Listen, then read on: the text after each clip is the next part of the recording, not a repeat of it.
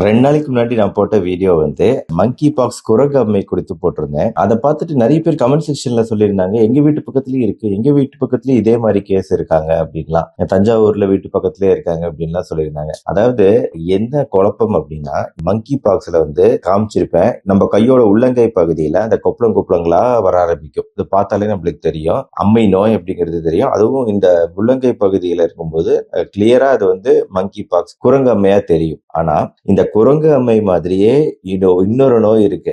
அது நம்ம ஊர்ல ரொம்ப ரொம்ப அதிகம். குறிப்பா குழந்தைகள்ல இருந்து எல்லா வயசுலயும் அதிகம். குழந்தைகள்ல வரும்போது வேகமா ஸ்ப்ரெட் ஆகும். அதுலயும் வந்து இதே மாதிரி கைப்பகுதியில கொப்பளங்கள், கால் பகுதியில கொப்பளங்கள், வாய்க்குள்ளார கொப்பளங்கள், பட்டக்ஸ் பகுதியில கொப்பளங்கள் அப்படின்னு தெளிவா அப்படியே வர ஆரம்பிக்கும். இது பாக்குறதுக்கு அப்படியே மங்கி பாக்ஸ் மாதிரி இருக்கும். ஆனா இது வேற அது வேற.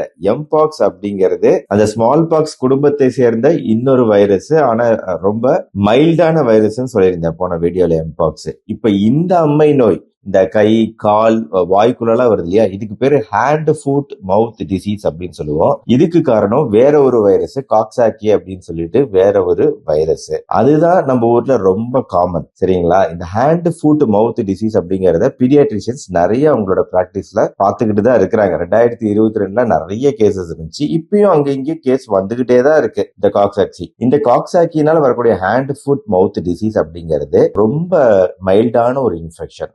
ஒரு 7 to 10 நாள் சரியா போயிடும். இதுவும் காய்ச்சல், லைட்டா தலைவலிகளோட வரும். அந்த கொப்புளங்கள் தான் மெயினா எல்லா பகுதியிலும் இருக்கும். ஆனா இது செல்ஃப் லிமிட்டிங், எந்த ஒரு ட்ரீட்மெண்ட்டும் இல்லாம தானா மறைஞ்சு போயிடும் 7 to 10 நாள்ல. யாருமே வரி பண்ண தேவையில்ல. ஆனா மிக வேகமா பரவும். ஸ்கூல்னா பக்கத்துல ஃப்ரெண்ட்ஸ், அதுக்கப்புறம் பேரண்ட்ஸ் அப்படின்னு எல்லாத்துக்கும் வேகமா பரவக்கூடியது ஹேண்ட் ஃபுட் மவுத் டிசீஸ். குறிப்பா வந்து இதுவும் மூச்சு காற்று மூலமா, இருமல், தும்மல் மூலமா, தொடுதல் மூலமா போன்ற விஷயங்கள்னால பரவக்கூடியதா இருக்கு ஹேண்ட் ஃபுட் மவுத் டிசீஸ். ஆனா எம்பாக்ஸ் பொறுத்த வரைக்கும் இன்னும் பல்வேறு வகையில பரவுது. எம்பாக்ஸ்ல இப்போ ஒரு அலர்ட் வந்திருக்கிறதுக்கான காரணம் அந்த கேஸ் ஃபெட்டாலிட்டி. சில எம்பாக்ஸ் வைரஸ்கள் கொஞ்சம் தீவிர இன்ஃபெக்ஷனை உண்டாக்கலாங்கிறதுனாலதான் இந்த குளோபல் அலர்ட் கொடுக்கப்பட்டிருக்கு.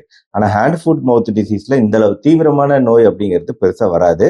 ஏசெப்டிக் மெனிஞ்சைட்டிஸ் அப்படின்னு சொல்லிட்டு நிமோனியா, இதெல்லாம் வந்து ரொம்ப அரிதான, மிக மிக அரிதான விஷயம். யாரும் பயப்பட தேவையில்ல. இந்த விழிப்புணர்வு பதிவு உங்க ஃப்ரெண்ட்ஸ் ரிலேட்டிவ்ஸ்க்கு கட்டாயம் ஷேர் பண்ணுங்க. எல்லாருக்குமே இது தெரியணும். ஏன்னா இது தமிழ்நாட்டுல ஒரு பெரிய குழப்பத்தை உண்டாக்குதுங்கிறதுனால இதை உங்க ஃப்ரெண்ட்ஸ் ரிலேட்டிவ்ஸ்க்கு ஷேர் பண்ணுங்க. வீடியோ பிடிச்சிருந்துச்சுன்னா லைக் பண்ணுங்க. நம்ம சேனல் டாக்டர் கார்த்திகேயன் சப்ஸ்கிரைப் பண்ணிக்கோங்க. இந்த மாதிரி லேட்டஸ்ட் அப்டேட்ஸ், மெடிக்கல் தகவல்கள் தொடர்ந்து தெரிஞ்சுக்க.